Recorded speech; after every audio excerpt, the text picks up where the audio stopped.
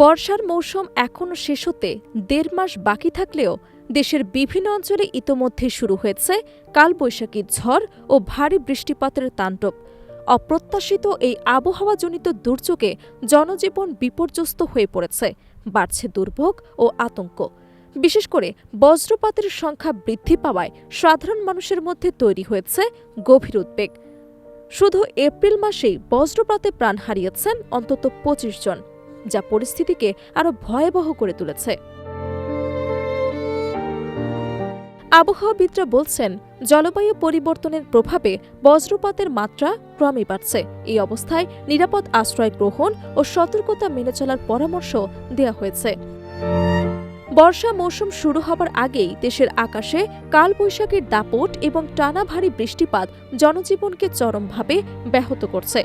রাজধানী সহ দেশের বিভিন্ন জেলায় হঠাৎ আবহাওয়ার পরিবর্তনে সৃষ্টি হয়েছে অস্বস্তিকর পরিস্থিতি। কোথাও টানা বৃষ্টি, কোথাও দমকা হাওয়া, সব মিলিয়ে স্বাভাবিক জীবনযাত্রা কার্যত থমকে গেছে।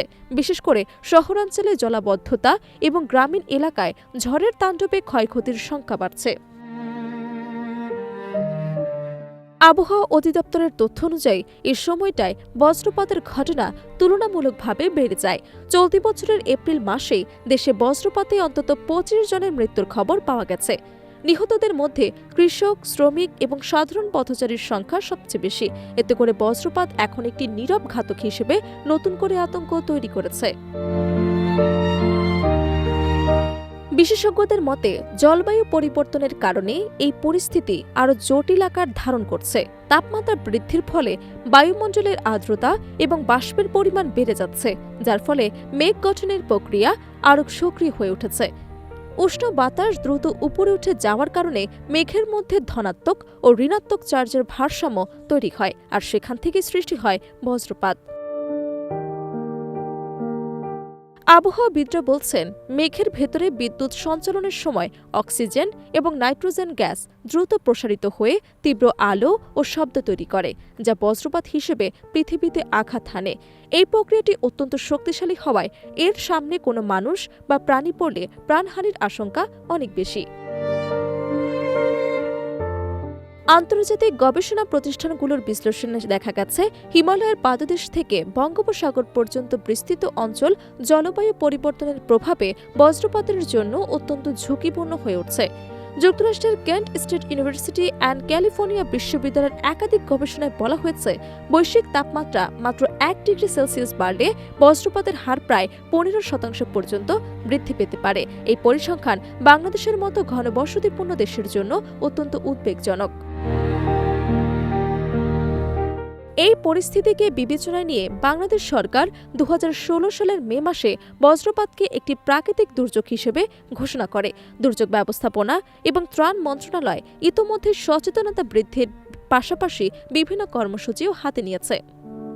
বিশেষজ্ঞরা বলছেন, বজ্রপাত থেকে বাঁচার জন্য সবচেয়ে গুরুত্বপূর্ণ হল সচেতনতা এবং দ্রুত নিরাপদ আশ্রয়ে যাওয়া।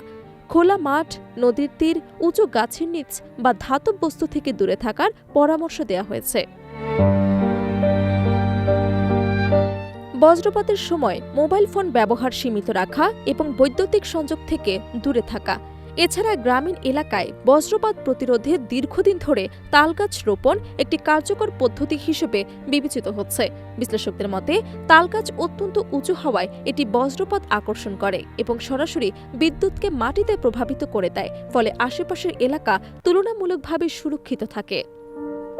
তালগাছ সাধারণত ৯০ থেকে ১০০ ফুট পর্যন্ত উঁচু হয় এবং এর কাঠামোতে কার্বনের উপস্থিতি বেশি থাকায় এটি বিদ্যুৎ পরিবাহিতাকে নিয়ন্ত্রণে সহায়তা করে বলে ধারণা করা হচ্ছে। পাশাপাশি নারকেল গাছ এবং সুপারি গাছও উচ্চতা এবং গঠনগত কারণে বজ্রপাত নিরোধে কিছুটা কার্যকর ভূমিকা রাখে। তবে বিশেষজ্ঞরা সতর্ক করে বলছেন, শুধু গাছ লাগানোই যথেষ্ট নয়, প্রয়োজন আধুনিক বজ্রনিরোধক প্রযুক্তি, সচেতনতা কর্মসূচি এবং দ্রুত সতর্কতা ব্যবস্থা গ্রহণ করা। বিশেষ করে খোলা মাঠে কাজ করা কৃষকদের জন্য সময়মতো আবহাওয়ার পূর্বাভাস পৌঁছে দেওয়া অত্যন্ত জরুরি। সব মিলিয়ে দেশের বর্তমান আবহাওয়া পরিস্থিতি স্পষ্ট করে দিচ্ছে যে জলবায়ু পরিবর্তনের প্রভাব এখন বাস্তব এবং তা দিন দিন আরও তীব্র হচ্ছে।